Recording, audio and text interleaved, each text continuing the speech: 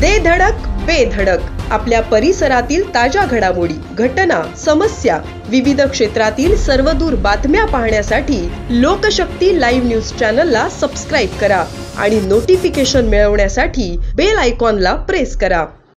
रोहेतील धाटाव औद्योगिक वसाहतीतील कोरस कंपनीतील भारतीय मजदूर संघाच्या युनियनमधील स्टाफ कामगारांनी वेतनवाढीच्या मागणीसाठी सुरू केलेले ठिय्या आंदोलन आणखीनच चिघळले आहे. काही दिवसांपूर्वी याच कंपनीतील कंत्राटी कामगारांनी बोनस व LATAच्या मागणीसाठी काम बंद आंदोलन केले होते. त्यांचा निर्णय पूर्ण होतोच स्टाफ कामगारांच्या आंदोलनाला सोमवारी सुरुवात झाली होती. त्यानंतर कामगारांनी कंपनीच्या मुख्य गेट समोर ठिय्या धरून प्रशासनाकडून ठोस उत्तर मिळेपर्यंत मागे न हटण्याचा निर्धार व्यक्त केला आहे.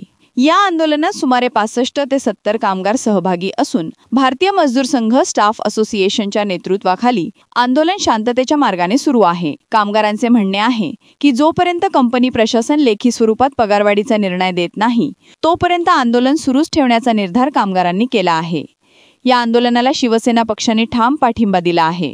तालुका प्रमुख मनोज कुमार शिंदे यांनी प्रमुख पदाधिकाऱ्यांच्यासह आंदोलनाला भेट दिली. या दरम्यान त्यांनी कामगारांशी चर्चा केली.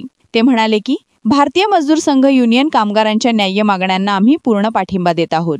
कंपनी प्रशासनाने सकारात्मक भूमिका घेतली पाहिजे, अन्यथा कामगारांचा रोष वाढू शकतो असे म्हणाले. दरम्यान कोरस कंपनी प्रशासनाकडून कोणताही ठोस निर्णय न आल्याने कामगारांमध्ये असंतोष वाढला असून आंदोलन तीव्र होण्याची चिन्हे दिसत आहेत. या ठिय्या आंदोलनाला भाजप, राष्ट्रवादी काँग्रेस, शिंदे शिवसेना आणि मनसे या सर्व पक्षांचा पाठिंबा मिळत आहे. लोकशक्ती लाईव्हसाठी न्यूज ब्युरो, रोहा. अशाच सच्चाई दर्शवणाऱ्या बातम्या पाहण्यासाठी लोकशक्ती लाईव्ह न्यूज चॅनलला लाईक करा, शेअर करा आणि सबस्क्राईब करा.